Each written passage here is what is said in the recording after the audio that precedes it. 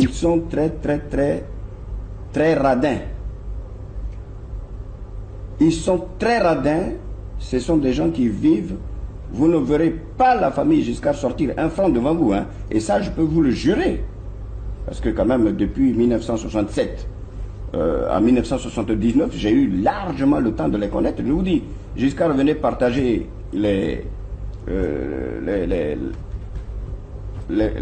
chambres avec moi. Je lui donnais une chambre, moi j'avais une autre, et on se partageait la salle de bain. Jusqu'à ce point-là quand même. Il allait d'abord faire sa toilette. Quand il avait fini, il prenait sa douche, il se lavait. Quand il avait fini, bon, il me prévenait qu'il a fini. Moi, en ce moment-là, j'ouvrais la porte, puis je rentrais dans la salle de bain pour m'apprêter moi aussi à mon tour. Il vous a jamais reçu chez lui, en France? Non, non, non. Il ne m'a jamais reçu dans sa famille. Jamais. Je l'ai reçu partout. Moi, je l'ai reçu en France plusieurs fois.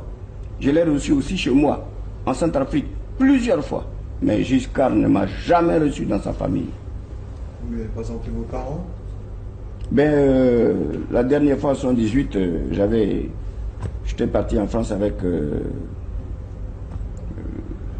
quelques membres de ma famille, quelques parents à moi. Parce que chez nous, les Africains, quand vous pouvez présenter la France à vos parents, ils sont très contents parce que d'autres entendent parler, ils ne savent pas ce que c'est que la France. Alors, comme moi, j'avais le privilège d'avoir des maisons en France et d'avoir les moyens de déplacement, par exemple l'avion. Ben, je partais, j'amenais mes parents pour leur montrer la France et pour dormir avec eux chez moi. Et une fois, en 1978, la dernière fois où j'ai reçu Giscard chez moi, dans mon château de Villemaurin, je lui ai présenté mes parents. Et ils ne les avaient pas vus de bonne tête, hein, et ils n'étaient pas contents. Ah bon? Non, non. Ben, moi, je ne sais pas pourquoi ils n'étaient pas contents. Hein. Mais on ne peut jamais se séparer de ses parents, vous savez, quel qu'ils soient. Moi, je ne peux pas me séparer avec mes parents. Je suis un Africain. J'ai des parents, comme j'ai des amis parmi les Africains, et puis j'ai des amis parmi les Français. Et ça, c'est tout à fait naturel. C'est la loi de la nature. Nous sommes faits comme ça. Mais Giscard supportait mal mes parents. Il y a eu un problème de famille là-dessus aussi. Ah. Ah, oui, ben parce que mon foyer n'existe plus. C'est-à-dire? Ah, je ne vais pas le dire parce que j'ai pris l'engagement devant mon ex-épouse de ne pas le dire. Mais c'est depuis que Giscard m'a fait tomber, non seulement il a pris mes biens, mais il faut qu'on pose la question à Giscard, qu'est-ce qu'elle est devenue l'impératrice Catherine Bokassa? Il faut qu'on lui pose cette question-là aussi. Comme sa femme venait de passer 24 heures à Bangui, il faudrait que je lui envoie Catherine, et l'échange des épouses comme ça permettra aux Français et aux Centrafricains de savoir que notre amitié va toujours très bonne, qu'il n'y a rien, qu'il n'y a pas de point noir, qu'il n'y a pas de problème. Et il m'a parlé, il m'a téléphoné, il m'a dit d'envoyer Catherine. Moi j'ai envoyé Catherine. Mais moi j'ai envoyé Catherine 2 mois avant qu'il me fasse tomber. Et Catherine est restée avec lui 2 mois. Je ne sais pas où se trouvait Anémone, mais Catherine, Journiac venait prendre Catherine carrément pour aller à l'Élysée. Ça c'est elle, Catherine, qui me l'a dit. Au début, c'était à l'Élysée. Mais après un certain temps, ça s'est passé à Adricourt. Mais au début, quand j'avais annoncé... Chez vous? Oui, chez moi.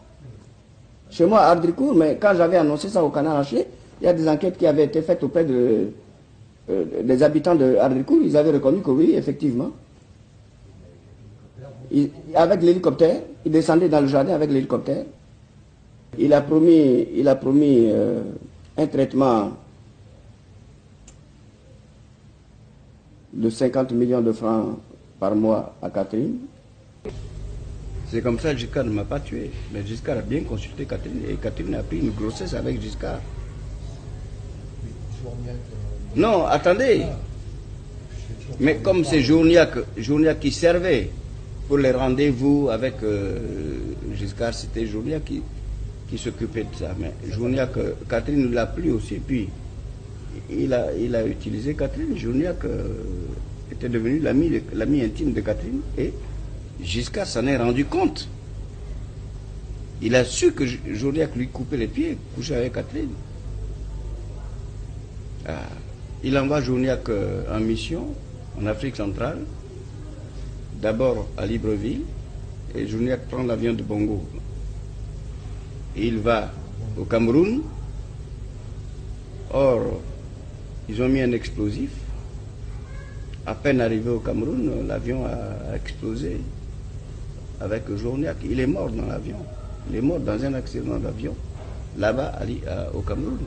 Ça fait beaucoup d'accidents d'avion. Hein? Ben oui, mais c'est pour ça, Giscard est très fort. Hein?